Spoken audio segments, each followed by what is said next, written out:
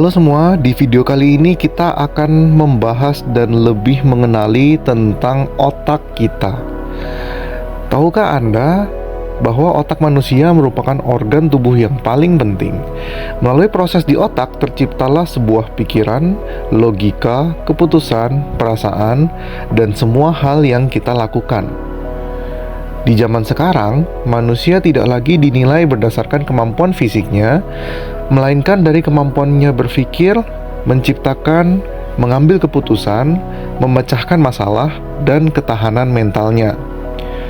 Kesuksesan dan kualitas hidup sangat bergantung pada bagaimana kita menggunakan otak kita. Lalu bagaimana cara menjaga kesehatan dan mengupgrade otak kita secara maksimal? Otak bekerja seperti otot. Semakin sering dilatih, semakin besar kemampuannya. Namun apabila jarang dipakai, maka fungsi otak juga akan berkurang dan tidak optimal. Hal ini dinamakan neuroplastisitas. Otak akan berkembang secara struktur dan fungsinya tergantung apa saja input yang kita masukkan.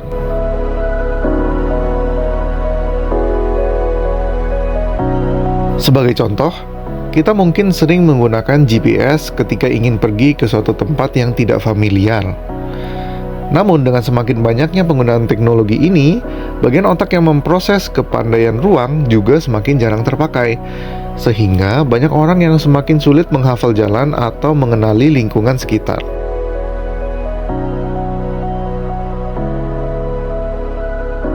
Belakangan, banyak anak muda yang menjadi canggung dan tidak luwes ketika bersosialisasi dengan lingkungan baru. Hal ini dikarenakan banyaknya penggunaan gadget dalam berteman dan berkomunikasi, sehingga otak yang memproses kepandaian sosial menjadi tidak terlatih. Maka kita harus selalu menjaga keseimbangan dalam penggunaan otak kita sehari-hari, sehingga kepandaian otak akan menjadi lebih maksimal, baik dalam logika, seni, sosial, motorik, bahasa, emosi, dan sebagainya.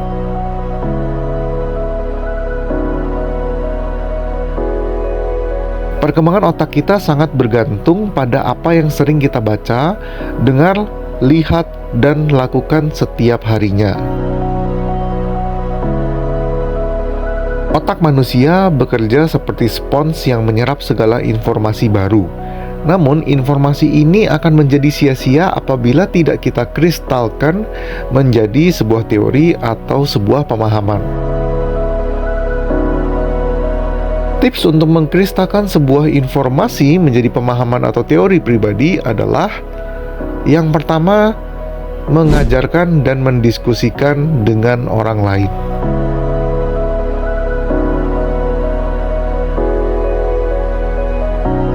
Yang kedua adalah tuliskan dan gambarkan konsepnya ke dalam catatan pribadi Anda.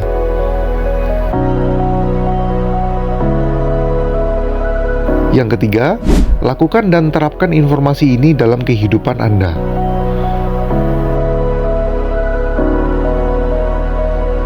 Dan yang keempat, selalu lakukan riset lebih jauh agar terhindar dari hoaks atau informasi yang kurang tepat.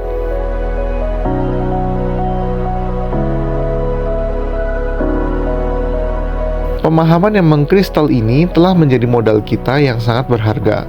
Memiliki wawasan luas dan menerapkannya dalam tindakan nyata adalah sebuah kekuatan.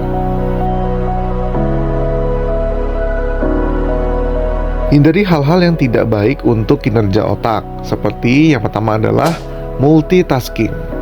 Tahukah kita bahwa otak membutuhkan sekitar 20 menit untuk bisa kembali fokus dalam mengerjakan sesuatu? Dalam multitasking, biasanya hasilnya tidak akan maksimal.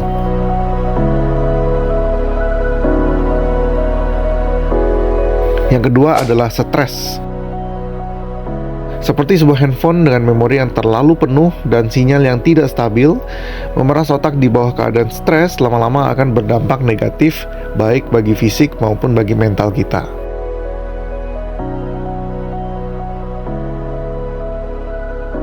Yang ketiga adalah mindset yang membatasi. Ketika masih kecil, banyak dari kita yang bercita-cita ingin menjadi astronot, dokter, atau presiden. Namun, seiring berjalan waktu, setinggi apa cita-cita kita sekarang? Dalam kehidupan, kita mengalami kegagalan dan rasa takut, sehingga hal ini akan membatasi kreativitas otak kita. Bila kita percaya bahwa kita tidak mampu, maka potensi otak kita juga tidak akan tergali. Setelah memahami cara meningkatkan kinerja otak, kita juga harus mengetahui cara merawat dan memberi nutrisi otak. Tips-tipsnya adalah untuk mengonsumsi makanan super untuk otak seperti alpukat, brokoli, blueberry, dark coklat, telur, sayur hijau, salmon, sarden, kunyit, dan air putih.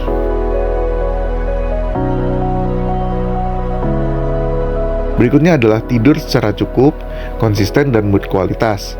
Nah, minimal 6-8 jam dalam sehari. Berikutnya adalah berikan waktu otak untuk beristirahat dengan meditasi dan melepas stres. Kita juga bisa menambah kebiasaan pagi hari kita dengan menulis jurnal, berolahraga ringan, dan juga sarapan yang sehat dan bernutrisi. Jangan lupa untuk membersihkan lingkungan agar dapat selalu bernafas di udara yang sehat dan bersih untuk menjaga asupan oksigen di otak kita. Jangan berhenti melatih otak dengan mempelajari hal-hal baru dan membuka pikiran untuk wawasan yang lebih luas.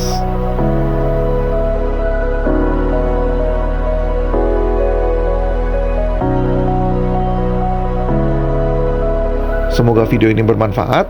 Jangan lupa subscribe, like, dan komen untuk video-video psikologi berikutnya.